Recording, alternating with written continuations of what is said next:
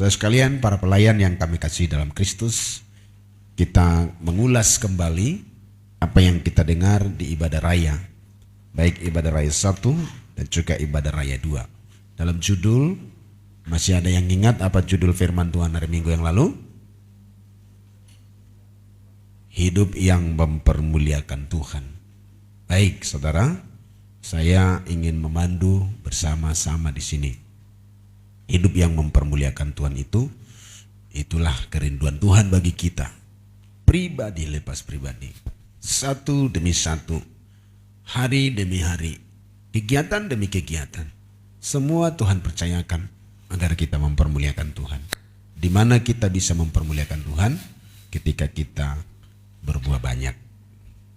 Berbuah banyak, dan itulah yang disebut murid Tuhan. Selengkapnya kita baca Yohanes pasal 15 ayat 8. Dengan suara nyaring para hambanya, hamba-hamba Tuhan, mari kita membaca.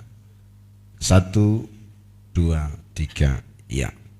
Dalam hal inilah Bapakku dipermuliakan, yaitu jika kamu berbuah banyak, dan dengan demikian kamu adalah murid-muridku. Dengan demikian kamu adalah murid-muridku. Jadi murid-murid Tuhan itu adalah orang yang berbuah, dan berbuah banyak. Dengan demikianlah kita bisa mempermuliakan Bapa di surga. Saudara sekalian, para hamba Tuhan, Bapak Ibu yang kami kasih dalam Kristus, saya ingin kita memahami lebih dalam. Kemarin saya sampaikan ada 3 minimal buah yang dikeluarkan oleh orang-orang yang disebut anak-anak terang. Ada 3 buah. Ya. Selengkapnya kita lihat Efesus 5 ayat 8 dan 9. Ya. Supaya kita semua bergerak dalam visi Tuhan. Hidup yang berdampak, hidup yang mempermuliakan Tuhan. Kita lupakan kehidupan kita yang mungkin selama ini tidak berdampak atau membawa dampak yang negatif. Mari kita baca Efesus 5, 8 dan 9, 2, 3, ya. Memang dahulu kamu adalah kegelapan, tetapi sekarang kamu adalah terang di dalam Tuhan. Sebab itu hiduplah sebagai anak-anak terang, karena terang hanya berbuahkan kebaikan dan keadilan dan kebenaran. Bapak Ibu yang saya kasih dalam Kristus, kita lihat murid-murid yang benar murid adalah mereka yang sudah berpindah dari kegelapan kepada terang. Itulah kehidupan kita. Kita ini tidak lagi di dalam kegelapan, tetapi ada dalam terang. Dan kita adalah anak-anak terang. Dan terang hanya berbuahkan kebaikan, apalagi keadilan, apalagi kebenaran. 3 ini mewarnai anak-anak Tuhan yang disebut murid-murid Kristus. Dia membuahkan kebaikan secara melimpah. Dia membuahkan keadilan secara melimpah. Dan dia membuahkan kebenaran secara melimpah. Artinya hidupnya benar. Benar-benar benar. Artinya hidupnya adil, seimbang, tidak serong, tidak a priori, tidak memihak, tetapi mampu menata hatinya. Saya hanya berpikir begini, saudaraku. Tutor, aturan akan terus diperlukan. Bahkan lebih dari aturan, sanksi atau hukuman akan terus diperlukan sampai hati nurani betul-betul bisa berdiri menjadi panglima dalam hidup kita. Sebelum hati nurani berdiri sebagai panglima, memang perlu tutor. Memang perlu aturan. Bukan cuma aturan, sanksi atau hukuman.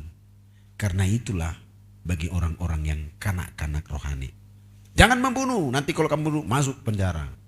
Jangan mencuri, nanti kamu masuk penjara. Hukuman atau sanksi akan terus tampil menakut-nakuti orang yang tak dewasa rohani. Tapi orang-orang yang sudah mengerti kehidupan ini harus mempermuliakan Tuhan. Hati nurani berdiri menjadi panglima di dalam hidupnya. Tanpa takut hukuman, tanpa takut sanksi. Karena hati nuraninya murni bergerak menjadi pemandu, pemimpin. Sehingga dia tahu tidak perlu berbuat salah. Kau buat salah, hati tertuduh. Mencuri, hati tertuduh. Menyakiti hati orang, hati tertuduh. Berkata kasar, membuat orang tidak nyaman, hati tertuduh. Itulah hati nurani. Ya coba dimatikan aja mungkin itu. Starter terus dia, gak pernah naik. Ya, cabut aja dulu ya. Oke. Jadi hati nurani, masing-masing coba pikirkan ini ya, sebelum lanjut saya di ayat ini. Hati nurani itu harus hidup. Di sini dulu, saya nggak tahu sekarang karena zaman COVID ini, anak-anak kita di sini kita latih hati nurani. Anak kecil, pertama begini, kita latih hati anak-anak TK dan SD. Hati nuraninya tidak tega kalau ada sampah di depannya. Ini kita latih dulu di sekolah kita ini. Saya tahu sekarang guru-guru masih konsentrasi dengan itu. Sehingga asal datang anak TK dan SD, pasti kalau dilihatnya tambah disuruh. Asal dilihat sampah sekecil apa, bahkan tusuk gigi, diambil, dilarikan ke tempat sampah. Apalagi secuil kertas, diambil, tanpa disuruh. Dulu saya kurang tahu sekarang, nanti saya cek lagi guru-guru kita.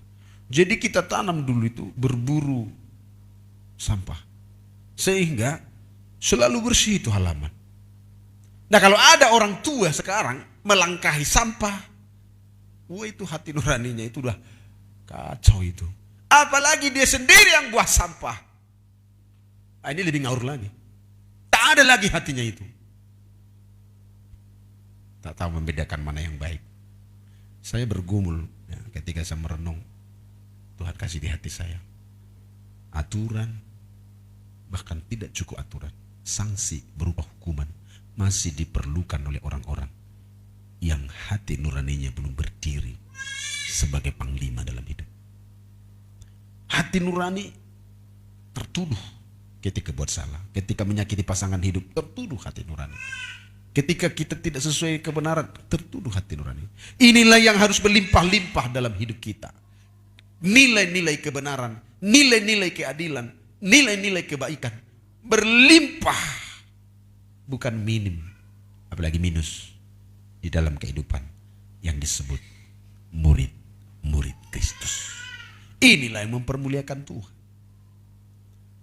Saya melatih kita semua, melatih diri saya pertama-tama untuk tidak menjadi pelit, kikir. Karena itu pasti hati nurani itu rusak gitu. Rusak itu hati nuraninya, pelit, kikir. Tidak bisa berbuat baik pada orang lain, tidak bisa merasakan penderitaan orang. Hati nurani dihidupkan, itulah yang berlimpah-limpah di dalam kita, buah-buah yang berlimpah. Kalau Yesus bilang kamu berbuah banyak, buah apa? Tafsir sendiri, buah apa? Emang kita ini ada keluar dari ketiak kita, buah apa? Keluar dari paha kita, buah apa? Nah kayak gitu. Ini makna rohaninya dalam. Hidup yang berdampak, hidup yang mempermuliakan Tuhan. Dalam hal inilah Bapa dipermuliakan ketika kamu berbuah banyak. Jadi kita itu menjadi orang yang meluber. Dan saya harap ini membekas dalam hidup kita. Dan itu adalah cerminan dari seorang beriman. Orang yang ketakutan dalam hidupnya memang tidak akan bisa berbuah. Tidak bisa berbuat apa-apa kepada orang lain. Selalu takut, selalu mengasihi diri. Tidak bebas, tidak free. Kita ini harus begitu. Jadi ini adalah bagian dari buah-buah. Ya, coba kalau misalnya sekali lagi anak kecil kami latih untuk berbuah, yaitu anti. Saya kalau dulu ya beberapa tahun yang lalu berdiri di situ, saya bilang, ayo siapa yang lihat sampah? Semua anak itu TK, SD, kelas 1, kelas 2 dulu kejar sampah, lari ke sana. Dan kulihat besok-besoknya, ini prakteknya. Karena udah terbiasa, udah seminggu saya latih begitu, asal datang, berdiri saja di situ, langsung ada sampah, lari sama. Saya nggak bersih. Kenapa? Hati nurani sudah bilang, kalau ada sampah, hatinya nggak nyaman. Itu contoh. Nah ini perlu berbuah lebat dalam hidup kita. Jangan ada anak kita misalnya sudah besar, sudah SMP, ada piring di tengah, ruang tengah dilangkahi. Ini udah rusak ini. Rusak ini, perlu tangisan dan doa ini. Nggak ngerti, belum ada kepedulian. Nggak berdampak hidupnya. Ini perjuangan kita. Saya sampai sekarang melatih anak-anak ini. Saya punya prinsip begini, sekalipun kita orang kaya yang sanggup menyewa 20 pembantu, Tuhan tidak akan izinkan kita bermalas-malas, bermanja-manja, bersombong-sombong. Ingat itu. Sekalipun nanti anak-anak saudara orang-orang kaya yang sanggup menyewa 20 pembantu, Tuhan tidak izinkan kita seperti itu. Kita adalah orang yang terlibat. Saya masih bantu masak, bukan karena enggak, ya ikut-ikut aja. Kebetulan misalnya saya lagi kosong di meja saya, enggak ada yang saya kerjain. Ya. Ini melatih hati nurani menjadi panglima berdiri di hidup kita. Sehingga kita paham seperti yang disebut oleh firman Tuhan oleh Paulus. Dia bilang, kamu akan tahu mana kehendak Allah, mana yang baik, mana yang sempurna. Sampai kita pada tahap itu. Kita mencuri tak tertuduh, udah rusak itu. Kita menipu orang tak tertuduh, merusak itu. Kita bohongin orang lain dan tak tertuduh, hancur itu hati nurani. Rusak total itu. Sampai berdiri hati nurani itu menjadi panglima dalam hidup seseorang memang perlu sanksi. Sanksinya apa? Kalau bohong kita marahi, kalau bohong kita sanksi, gak usah kasih jajan. Karena masih itu, tapi nanti terlatih hidupnya, gak boleh bohong. Karena bohong itu gak baik. Karena bohong itu melanggar firman. Sampai terlatih ke arah itu saudara sekalian. Nah buah yang 3 ini, kemarin saya mulai dari yang bawah. Yaitu kita mulai dari orang-orang yang terus berbuah-buahkan keadilan, kebenaran. Pertama benar, ya. Kita usahakan hidup kita benar. Benar menurut standar Alkitab, bukan standar dunia. Ya. Usahakan benar.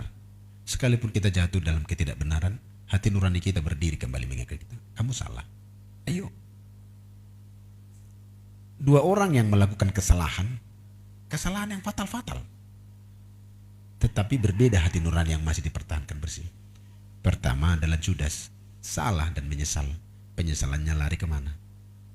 Ke bunuh diri. Karena rusak hati nurani. Ini terbiasa mencuri, terbiasa menipu, terbiasa enggak setia. Satu lagi bukan kalah parahnya, Petrus. Dia itu sampai 3 kali lagi. Kailan jangan mengganggu saya, duduk sana, cepat. Jangan di situ, jangan di situ. Jangan di situ. Jangan diganggu abangnya, benar firman. Situ duduk, atau di sini dekat ada. Sana cepat. Ayo, mengganggu. Jangan bunyi-bunyi kakimu. Gini. Itu merusak suasana. Petrus bukan kalah bodoh, bukan kalah.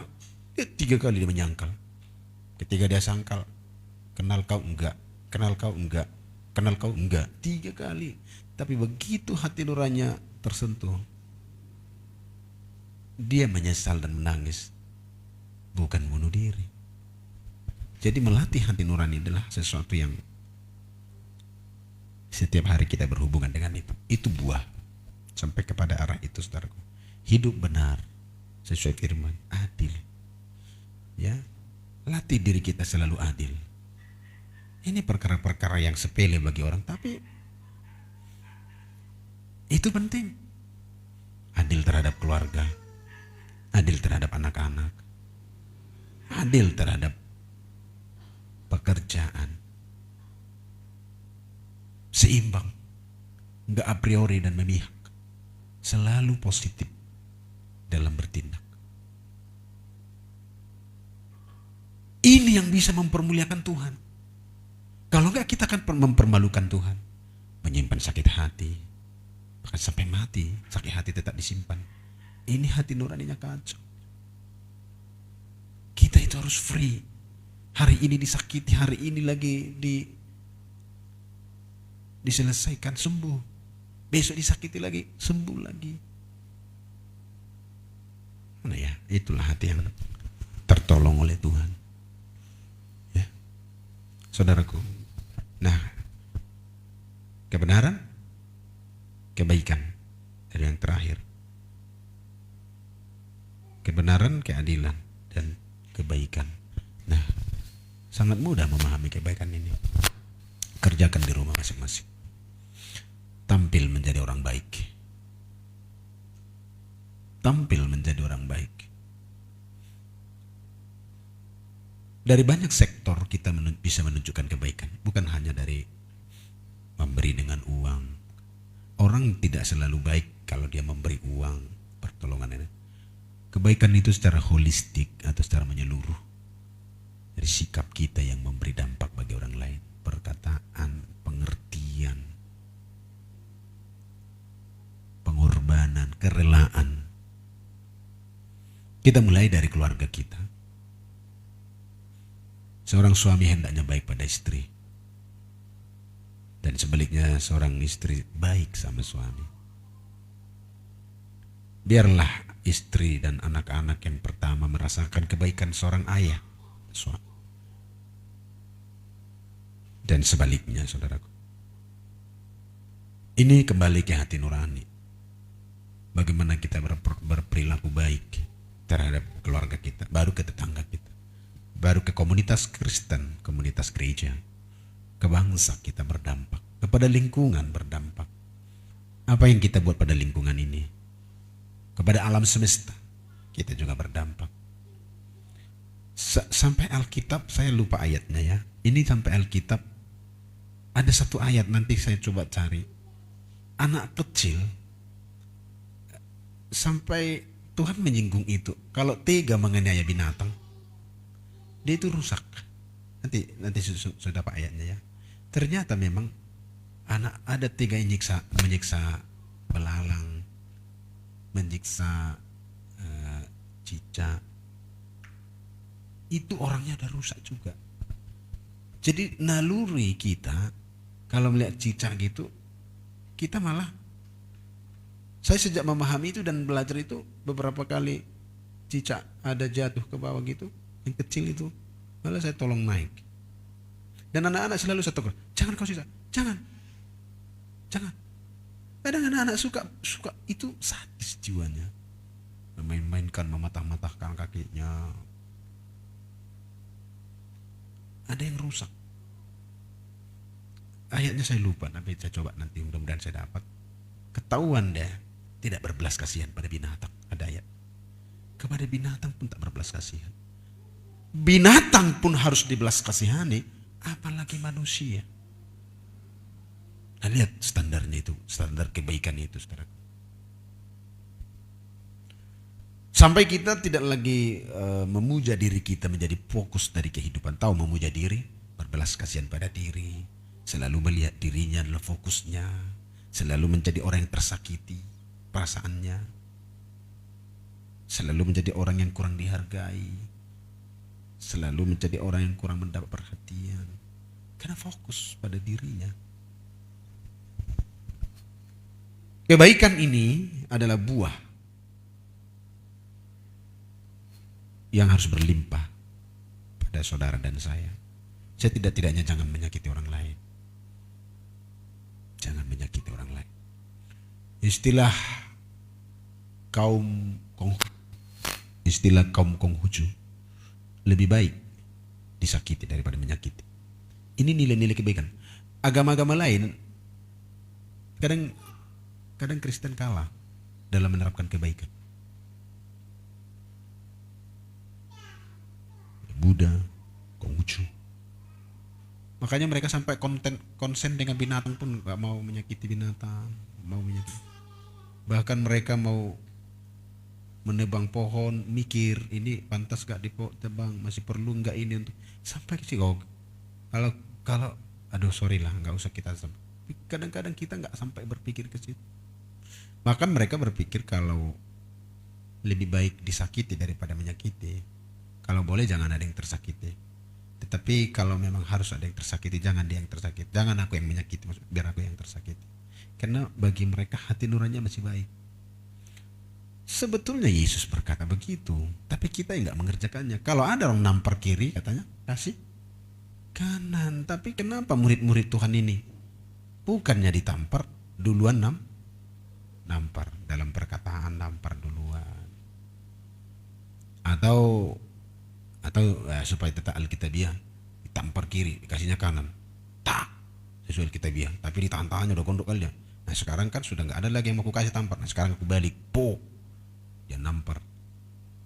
Ada satu yang keliru. Yesus Tuhan kita itu, saya kembali ke situ ya, mengajar secara luber. Kalau kamu ditampar kiri kasih kanan, dahsyat sekali ya.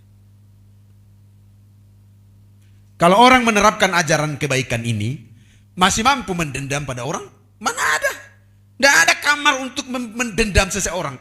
Karena kiri pun ditampar dikasih kanan. Itu merupakan ajaran Kristus tentang melubernya kebaikan itu dalam hidup orang Kristen. Terhona memanipat dendam di roha, nggak ada tempatnya. Nggak ada tempat sakit hati. Orang dikasih kiri, ditampar kiri kasih kanan. Tuhan bilang, kalau kamu diajak berjalan 1 mil, kawan, jalan kita 1 mil, kawannya aku 1 mil. Ayo, 2 mil aja. Yesus bilang berjalan dengan dia 2 mil. Jadi ajaran Kristen soal kebaikan itu lebih sebetulnya dari agama lain, menurut aku. Karena Tuhan memberi dasar-dasar yang kira-kira ada yang mengingini anak bajumu, kata Yesus. Pengajaran Kristus di mula-mula. Ya udah, jangan persoalkan itu. Diambil kaus kutangku, diambil kaus kutangku. Pala kali itu kurang ajar itu. Diambil kaus kutangku. Enggak usah gitu, kata Yesus. Sor kali kau lihat kaus kutangku ini. Nah, ini juga sama kau nah. Coba ini. Ngeri ini ajaran Kristus ini luar biasa ya. Tapi kita bergumul ya, bergumul. Tapi mari belajar. Kadang-kadang istri kita pun belum mendapatkan kebaikan kita. Ayo jujur aja. Ya, mungkin istri kita hanya meminta tenaga kita. Pak, ambilkan dulu ini sebentar. Kita merasa gimana gitu. Pak, buatkan dulu itu. Kita merasa gimana gitu, contoh ya. Atau bagi yang sudah sedikit mengilut-ngilut gitu badannya, picit tuh cepat tos atau kini merasa tidak tidak rela barangkali begitu. Karena mungkin masih sistem orang Batak pakai ya sehari 2 hari memicik boleh pak tuh dulu lah terus oleh ulang mungkin gitulah matinya. Di mana kebaikan kita tertuduh hati nurani sebetulnya. Dan sebaliknya begitu ya. Nah, tapi ajaran Kristus ini luar biasa, meluber dalam hal kebaikan, berbuah banyak. Orang tua mengasihi anak, membela kepentingan anaknya. Sebaliknya juga anak-anak menghormati orang tua. Dan itulah nilai-nilai kebaikan. Gereja kehilangan itu. Saya mencoba supaya kita ini menjadi rombongan orangnya Kristus. Tahu rombongannya orang Kristus terhisap di dalam Kristus. Aku di dalam engkau di dalam aku. Ya saya tidak baca lagi karena kita sudah baca kemarin itu. Prinsipnya begitu. Jadi kita ini orangnya Kristus. Seagenda dengan Kristus. Berjalanan dengan Kristus. Ya, saya jadi khotbah 2 kali jadinya ini saudaraku ya. Tapi coba direnungkan baik-baik. Hendaklah istri bisa melihat kebaikan kita, atau suami bisa melihat kebaikan istrinya. Anak-anak bisa melihat kebaikan orang tua, dan orang tua bisa melihat kebaikan anak.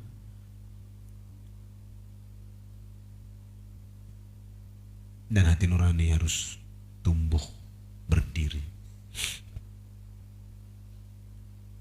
Saya coba belajar itu ya. Contoh gini, ada makanan di meja. Hati nurani yang hidup langsung berpikir gini, berapa lagi yang gak makan ya? Tapi hati nurani yang sudah busuk, yang penting perutku kenyang, rusak itu sudah. Rusak itu. Karena masih fokus pada dirinya. Terus ketika dikomplain, ini kenapa nih habis nih makanan? Ya tinggal aja jawabannya. Kupikir udah makan semua. setan. Atau sebaliknya, antri di jalan, sisi masuk ke tengah. Orang sudah antri dari tadi tapi masuk ke hati nurani itu jelek. Nah, budaya-budaya yang baik yang Yesus minta supaya bertumbuh dalam diri kita. Makanya ketika kita di bus ada orang hamil sedang berdiri, kita berdiri, silakan ibu saja di sini.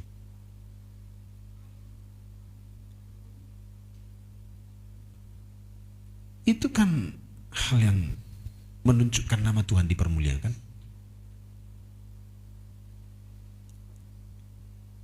Makanya rentenir itu tidak masuk dalam kategori orang murid Kristus. Dia tega menyita barang orang, memberi bunga 20%, 25%. Kalau saya bilang kurang ajar sekali di dalam Tuhan. Walaupun dia bilang, kan dia yang mau, betul, dia yang mau. Tapi jujur belas kasihan dalam dirinya sudah tidak ada, hati nurani itu rusak. Jadi saya selalu berperang di sini, tidak boleh ada di sini rentenir, tidak boleh, karena itu rusak hati nuraninya itu. Lambat atau cepat dia akan terima balasan dari Tuhan. Karena kita selalu diberi berbelas kasihan. Lihat baiknya Tuhan kita itu. Bahkan ketika kita menyabit pun, menyabit. Dalam imamat baru kita baca, dalam bacaan Alkitab harian kita. Jangan kau sabit semua katanya, tinggalin untuk orang-orang susah. Tumpah, biarin aja. Rupanya ada yang di belakang mengut-mengut, itu bagian dari orang yang tak makan. Gitu.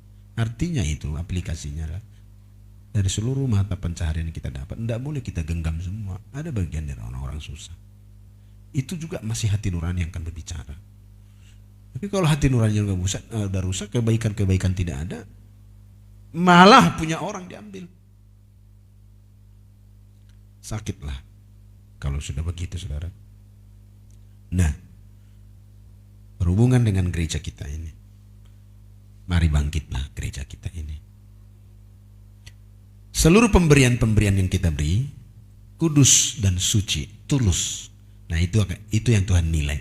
Bisa kita memberi karena supaya dipandang, atau barter. Tadi kami bincang-bincang dengan teman pendeta, barter. Aku bayar perpuluhanku setia supaya nanti itu rupanya ada itu di gereja lain, di sini nggak ada, nggak mungkin. Ya, di gereja lain yang gereja-gereja besar itu orang-orang kaya itu perpuluhannya kan puluhan juta, supaya menarik perhatian gembala itu dan mendapatkan posisi-posisi apa gitu. Oh, ada juga seperti itu pikirku tadi, barter katanya. Asal saja murni seluruh buah-buah kebaikan kita itu tak setitik pun tidak berbalas dari Tuhan. Itu aku yakini. Contoh satu waktu kita membagi berkat pada orang lain dengan tulus, ya, bukan ada maksud lain. Nah, itu makanya hati nurani harus selalu terus berdiri menjadi panglima dalam hidup kita. Kita bantu seseorang supaya nama kita dikenang, salah. Nah, di situ kita berperang dalam kejujuran supaya nilai-nilainya masuk dalam kerajaan surga dan akan kita terima upah dari Tuhan. Bagaimana itu bisa kita miliki? Banyaklah bersekutu dan berdoa. Nanti Tuhan cari kita. Dalam berdoa Tuhan cari, semakin dikikis kedagingan dan kesombongan kita. Tapi spontan Tuhan ajari kita. Dan selalu, ayo bagi berkatmu kepada Sianun dalam hati kita. Ya, kita bagi. Itu murni kalau sudah begitu. Tapi kalau dari hasil pikiran yang diolah-olah, yang di otak-atik, supaya nanti begini, itu rusak. Dan itu tidak mendapat upah dari Tuhan. Dia udah dapat upah dari manusia. Saya tadi video call dengan tim misi, dan ternyata pendeta Silitonga di Kandis sudah menggalang dana untuk rencana membeli becak dari saudara kita, si Sandi Rotama Mandrova ini. Nah, dia memang cacat ya. Jadi kami memang punya hati untuk memberikan becak sama dia, yang menggalang dana. Saya dari Batam belum ada, saya galang entah berapa nanti becaknya. Tadi saya ditelepon, tolong Pandiangan tanyakan dulu adik kita yang di Gunung Situli, berapa sebetulnya becak? Sederhana. Dalam hal seperti ini pun hati nurani harus berdiri. Jangan sampai cari nama. Jangan sampai supaya dikenang. Ini tipis ini. Tipis sekali. Sehingga kita berbuat menjadi sia-sia. Tadi Ibu Gembala juga singgung waktu kami bincang-bincang. Tersinggung juga sedikit dengan kalimatnya siapa namanya? Si Gilbert ya. Yang waktu disuruh mamanya jaga adiknya, apalah mama ini? Kan Tuhan yang menjaga. Seperti rohani tapi ada maksud-maksud lain supaya bisa dia main-main. Nah, jangan sampai seperti itu juga. Seperti mengatasnamakan Tuhan dalam memberi kebaikan-kebaikan, tapi ada maksud lain. Nah, ini juga rusak. Semakin setia kita bersekutu dengan Tuhan, Tuhan ajari kita bagaimana sebenarnya seperti itu.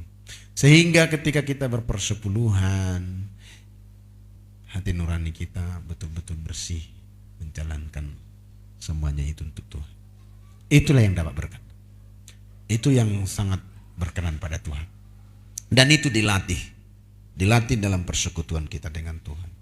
Buah-buah kebaikan ini harus berlimpah. Ya, suka menderma,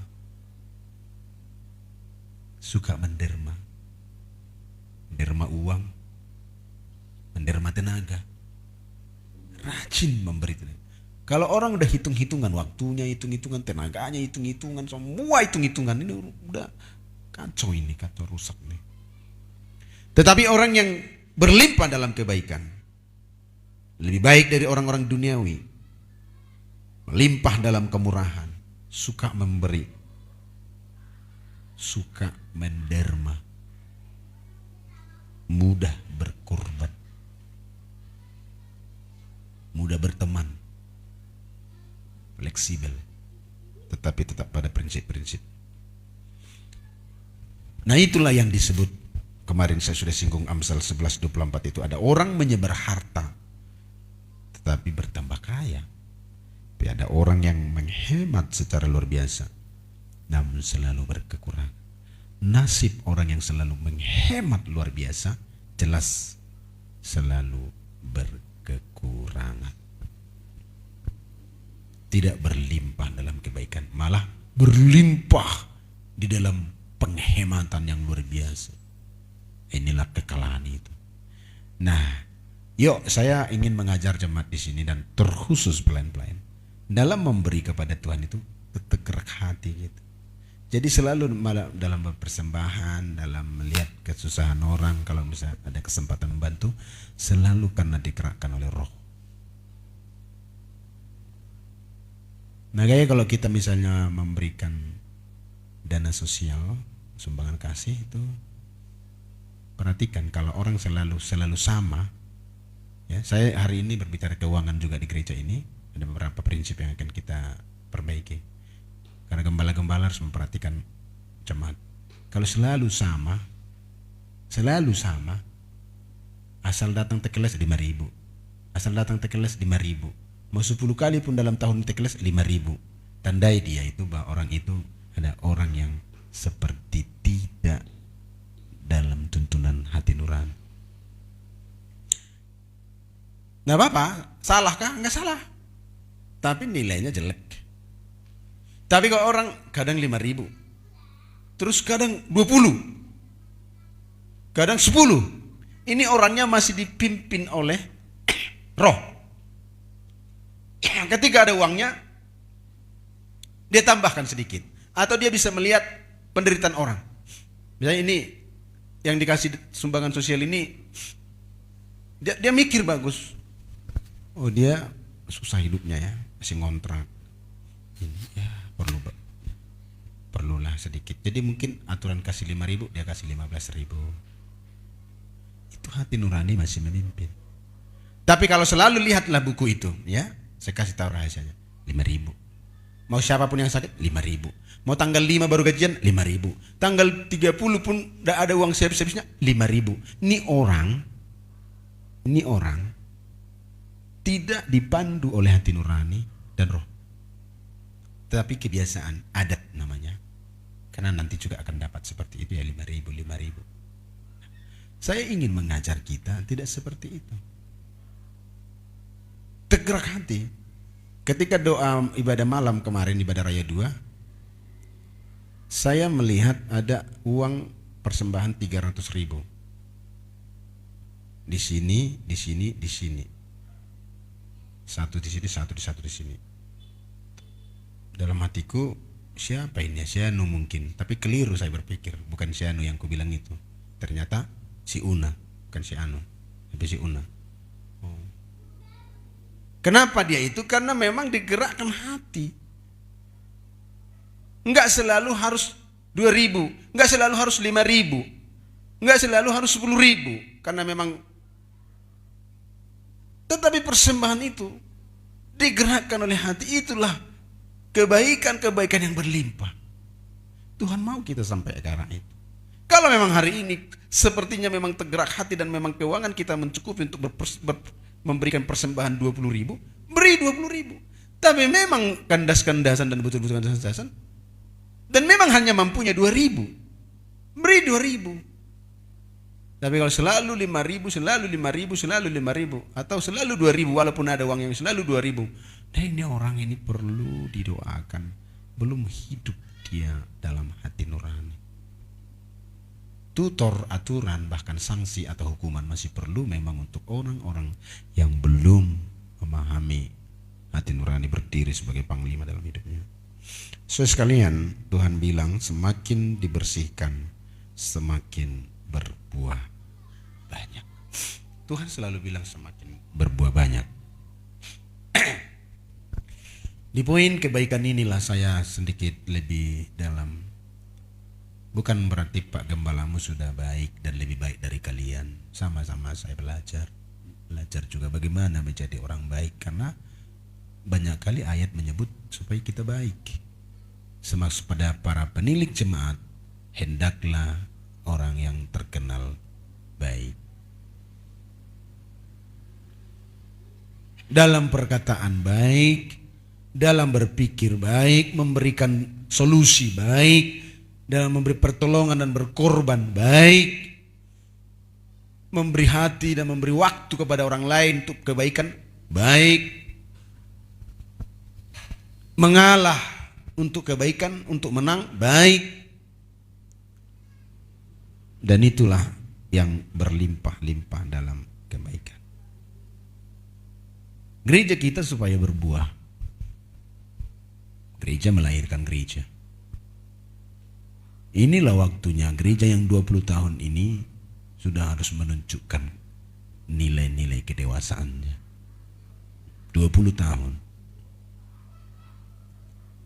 Dan biarlah para pelayan menjadi rombongan orang yang benar-benar seide, seia sekata dengan Kristus. Apa yang Yesus mau, itu yang kita kerjakan. Apa yang Yesus inginkan, itu yang kita lakukan. Saya ingin melatih kita dan diri kita sendiri melatih dirinya sendiri. Bagaimana sebetulnya menerapkan buah-buah yang banyak ini. Di dalam bermisi seperti yang saya sampaikan kemarin, ya, kita perlu perbarui. Sudah lama kita mendoakan mission trip, tetapi belum kita eksekusi. Ini mungkin waktunya. Kita akan bahas itu kembali dan berpikir bagaimana kita berkorban untuk orang lain. Nah, para gembala sel, gembala anak, gembala pemuda dan kita sekalian, saya rindu hari ini menangkap visi ini. Yuk belajar bergerak dalam koridornya Tuhan. Kita ini ada orangnya Tuhan. Yang memang bukan karena kuat gagah, kepintaran dan pandai-pandai kita, bukan pintar-pintarnya kita tentang kehidupan ini, tapi betul-betul berserah penuh di hadirat Tuhan. Dia bawa kita menurut rencana dan kehendak, termasuk keuangan kita. Kalau Tuhan tak bela kita, parah loh saudara. Saya ini juga pendeta Evan Syahan itu kena COVID varian baru. Kolaps dia sampai pakai ventilator. Istrinya di karantina mandiri. Saya pikir ngeri. Dan ini saya dapat dari teman alumni yang ditanggung pemerintah bukan semuanya rupanya. Jadi kalau ada fasilitas-fasilitas lain nggak ditanggung. Berat juga ini. Maksud saya begini, kalau Tuhan tak bela kita, seberapa banyak pun uang yang kita simpan ludes itu. Kalau bukan Tuhan pegang kita. Nah itulah sebab saya rindu kita belajar bergerak bersama dalam pimpinan Tuhan. Mari kita bawa gereja ini, para gembala sel, gembala pemuda, gembala anak, gembala pria, gembala wanita, kita bergerak bersama-sama bawa gereja ini menjadi dewasa. Termasuk di dalam buah. Karena yang dewasa lah yang berbuah. Boleh katakan amin dulu saudaraku. Bagaimana yang gak dewasa itu berbuah? Pohon mangga yang baru setahun mana bisa berbuah? Tapi kalau udah 5 tahun, nah kita mulai lihat dia berbuah. Jadi tanda-tanda dewasa ya berbuah. Buahnya banyak. Seperti yang saya bilang tadi. Rela berkorban perasaan. Nggak selalu harus menang. Nggak selalu harus menuntut. Nggak harus selalu si jago-jago. Kadang seperti Yesus diludahi. Ditinggalkan sendiri. Tergantung di kayu salib itu. Jadi inilah kedewasaan sampai berbuah, saudaraku. Mari kita latih jemaat di sini dan tentunya didahului oleh keteladanan para pelayan. Keteladanan adalah khotbah yang diam-diam tapi menghasilkan yang sangat luar biasa. Dia lebih kuat dari teriakan seorang yang gagah perkasa. Teladanan itu membuahkan hasil. Jadi para gembala sel, tunjukkan keteladanan kita pada anggota. Dia berkhotbah tanpa suara, itulah keteladanan. Karena dia amat-amati, sama seperti saudara mengamat-amati gembalamu, pasti anggota sel juga mengamat-amati kalian. Dan apa yang kalian katakan selalu diselaraskan dengan apa yang mereka lihat. Nah, sebab itu keteladanan kita, mari berikan yang terbaik untuk Tuhan kita lewat pelayanan kita di kelompok-kelompok kita.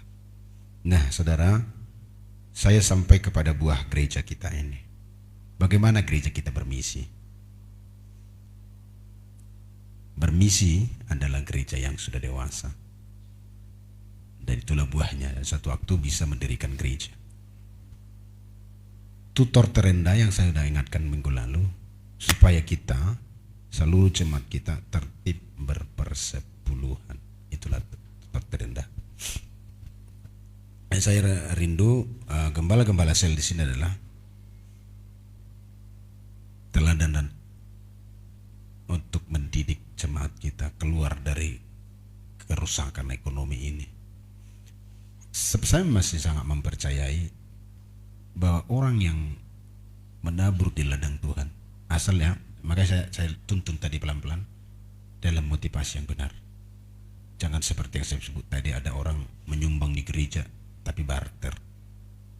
Enggak. Tapi dari ketulusan hati kita memberi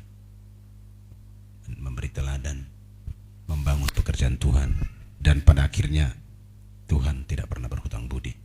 Semua yang kita kerjakan, keringat yang menetes, duit yang keluar, itu tidak ada satupun yang terbuang sia-sia karena tercatat di hadirat Tuhan. Latihlah jemaat kita berpersepuluhan dengan baik. Katakan kesaksian-kesaksian kita kepada mereka, pembelaan Tuhan atas mereka. Saya juga meneguhkan teman-teman pendeta yang lain, karena saya juga menceritakan kesaksian saya. Kemarin tadi juga video call. Ayo Bapak Ibu langsung kirim Bapak-bapak persepuluhan kita ke pusat supaya bisa digerakkan keuangan di pusat. Kenapa saya bisa bilang begitu dalam video call tadi? Karena memang saya melakukannya.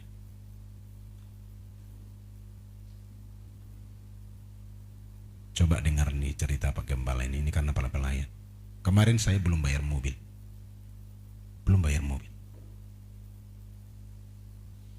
Tapi kok kirim dahulu perpuluhanku. Seharusnya perpuluhan itu sudah bisa lunaskan mobilku dengan yang lain. Tapi jangan sampai saya dahulukan mobilku ini, padahal perpuluhanku nggak bayar. Padahal untuk mobil belum ada. Disitulah kita selalu Tuhan. Segala gerak-gerik kita itu saya berhubungan dengan Tuhan. kita penyembahan lagi. Tuhan tahu ketulusan hati. Itu ranah iman. Ranah iman. Di situ teruji iman kita. Di situ Tuhan munculkan mujizat-mujizatnya akan mata air yang selalu membela kita. Kalau tidak, kita ini menempatkan Tuhan dalam pikiran kita. Maaf, tidak sampai kita kepada esensi daripada ketuhanan. Karena kita mainkan dia di pikiran kita. Tahu maksud saya? Sebetulnya Tuhan tidak berkuasa atas hidup kita, tapi pikiran kitanya mengatur semuanya. Orang-orang yang betul-betul plong dengan Tuhan, seperti mate-matean doh Tuhan, bahasa Batakna. Terserah Tuhan mak, dah tu ngapain laun now. Itu tindakan-tindakan iman itu. Nah, di situ dilatih kesetiaan kita. Dan kalau saudara masih percaya bahwa Tuhan itu hidup, Dia pembela kita seperti pujian tadi. Makanya molo idihu nakadih songon nakaning dang boy bahasa pemanites kanirma tadi ba. Dialah tempat persembunyianku, perlindunganku, penolong dalam susahku. Adiga nita alami molo beda do carata madalaton kehidupan on. Harus seperti Sadrak, Mesak dan Abednego, mati-matilah. Ngeri itu. Kayak dalam doa-doa saya tadi juga saya doa di sore di kamar. Roh Sadrak, Mesak, Abednego, Roh Daniel, Tuhan sama kami dalam nama Yesus. Roh Sadrak, Mesak, Abednego, kirim pada umatmu Tuhan dalam nama Yesus. Karena kalau kita mainkan Tuhan dalam pikiran kita, selesailah kita. Kita hanya sebatas itu saja. Tidak akan pernah maju lebih dalam. Tadi juga saya dikuatkan dan sharing kami dengan para pendeta-pendeta. Fight dia dengan Tuhan. Oh ya, saya dapat. Saya setiap kali berbicara dengan orang selalu saya dapatkan sesuatu. Oh ya, fight. Yuk jemaat kita, para pelayan, fight dengan Tuhan. Aku yakinkan saudara dan kusungguh-sungguhkan dulu kalimat ini. Tuhan itu hidup. Dia tidak permainan kata. Dia tidak permainan perasaan. Dia absolut hidup, memperhatikan anak-anaknya. Bahkan membela kita dari kematian. Semakin kita belajar, semakin kita mengerti. Semakin kita menyembah, semakin kita memahami apa yang Tuhan sebut. Dia hidup. Pujian tadi begitu hidup bagi saya, penyembah kita. Dia tempat perlindungan kita, persembunyian kita. Seolah-olah kita bersembunyi. Makanya tadi ada yang lihat saya menyembah, selalu saya gerakkan tangan saya, tempat persembunyian. Kubaik dosa menunduk. Saya rana itu kupi Tuhan yang perasaku. Di saat susahku kubaik tengah pisau pundakku. Urasaun kesusahan deh. Makanya kalau nyembah, kata-kata itu harus hidup di hati kita. Dialah tempat ketika susahku, katanya tadi pujian, taruh sini tanganku. Karena banyak kesusahan kita, tapi dia pembela yang luar biasa.